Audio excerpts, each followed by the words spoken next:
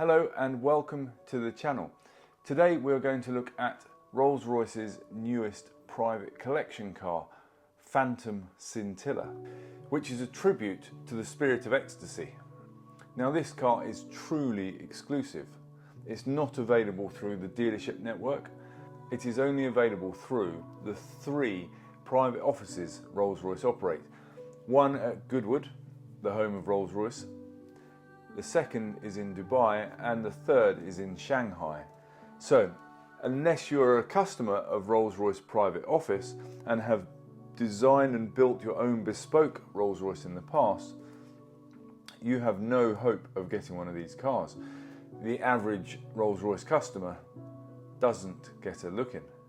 And these private offices around the world are designed to allow customers to collaborate with Rolls Royce to design and build their car the way they want it, so the most bespoke that you can possibly get.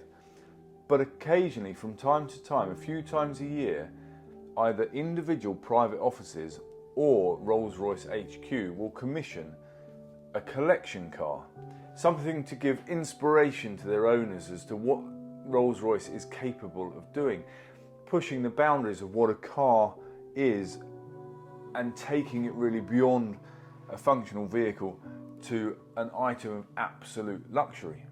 And I really think this helps to showcase the expertise and craftsmanship that they have at Goodwood, and allows the customers really to explore their imaginations as to what they would like on a car. And it really does help to set apart Rolls Royce from all the other automakers. And the previous CEO, Torsten, who I had the pleasure of meeting a couple of times at Goodwood, was really keen on impressing on me that it is a house of luxury, it's not just a car manufacturer. And Rolls Royce Bespoke and Rolls Royce private offices really do take car manufacturing to another level. So Phantom Scintilla celebrates 120 years of the Spirit of Ecstasy, and only 10 of these cars will be made available in either right-hand or left-hand drive. And I got in touch with Rolls Royce to see if I could find out a little bit more about the price, of which they said they could not comment. But the 10 vehicles that were being made had already had clients pre-selected for them, and their specification on right or left-hand drive had already been confirmed. So whilst the car has been launched, the possibility of buying one is nigh on impossible. So let's look at the Spirit of Ecstasy. Back in 1910 didn't exist. The then managing director, Claude Johnson, thought the car needed a mascot to symbolise what Rolls and Royce were producing. So he commissioned the sculptor and illustrator Charles Sykes to produce a mascot for the cars. The design brief was really to try and capture the emotion and the feelings that the Rolls Royce cars were giving their customers. Johnson had recently been to the Louvre in Paris and was inspired by a Greek statue he had seen, called the Winged Victory of Samothrace. And his design brief to Charles Sykes was as follows: speed with silence, the absence of vibration, the mysterious harnessing of great energy, and a beautiful living organism of superb grace. Now the statue that Johnson had seen in the Louvre is actually headless, and he wanted the figure on the front of a Rolls Royce to be more human-like, hence the Spirit of Ecstasy has a face. But it's also amazing to me that that design brief about the Spirit of Ecstasy actually embodies everything you can find in their latest creation, the Spectre, because that is now electric, and actually vibration is reduced, noise is reduced. In the making of that car, they found that actually they'd produced a car too quiet, and it was making the occupants feel slightly unwell, not having the audible sensation when they are driving along. So the noise level in Spectre was marginally increased just to make it more of a comfortable experience. But Johnson's brief of silent movement and gracefulness is perfectly embodied in Spectre. So let's take a look at Scintilla's exterior. The exterior is two-tone, Andalusian white and Thracian blue, inspired by the seas around the Greek island where the winged victory of Samothrace originated. It has not one but two coach lines and a wheel pinstripe. Scintilla is the first time that the Spirit of Ecstasy has had a ceramic coat on it. The Arctic White coach line has been used before, but the newly developed Spirit Blue was developed purely for this car. And it's all topped off with 19 layers of lacquer. The Andalusian White and Thracian Blue will also never be seen again on a Rolls Royce. They are unique to this car, and you cannot spec another car after this with those colours. So it is truly an exclusive car.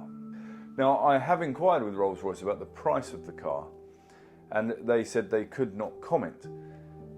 But I have seen an interview online where Rolls Royce admit that it is more than $1 million, and there have been estimates online that it's nearer $2.6 million, which I think is probably in the right ballpark for this type of car. I mean, it is based upon a Phantom long wheelbase to start with, so there's best part of $500,000 before you start adding anything on. Scintilla also comes with a bespoke car cover for it, because I think Rolls-Royce realised these cars are unlikely to be driven on the road and are going to form part of private collections, which in some ways is an incredibly sad thing, because they've produced this thing of beauty and then they are not going to be seen again once they're sold. They've been on display a couple of times, but then that will be it. We will never see them again. The name Scintilla is Latin for spark, and the designers have really tried to capture what the Spirit of Ecstasy is about. This one line, ethereal grace, glimpsed for a moment, leaving a lasting impression. Well, I think the outside of the car does that wonderfully. So if we now take a look inside the car, design elements and fabrics used were inspired by the Spirit of Ecstasy and its dynamic form, its movement through the air in effortless motion. The rear door design is the most complex design Rolls-Royce have ever produced. They have some 633,000 stitches in them alone, and they're also illuminated at night to add to the luster and sheen you get from the threads, to create that sense of motion and movement. And the seats aren't leather, they're a hand-selected twill with a slight sheen to it to give the impression of movement. The passenger side dashboard in a standard car, as we call it, is in a Rolls Royce called the gallery, and you can put whatever artwork you want on that gallery.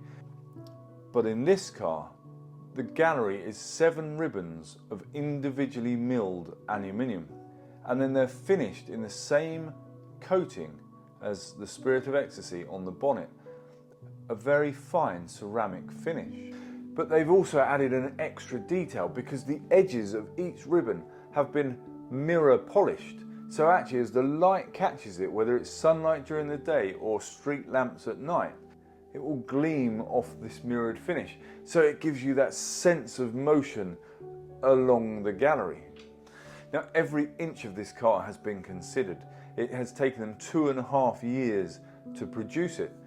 The headliner contains 1,500 animated fibre optics, so at night you really do feel the sense of the Spirit of Ecstasy within the car, and unfortunately they're unlikely to ever be seen on the road, but they are exceptional automobiles. They are pieces of art, items of luxury, which is exactly what Rolls Royce stands for.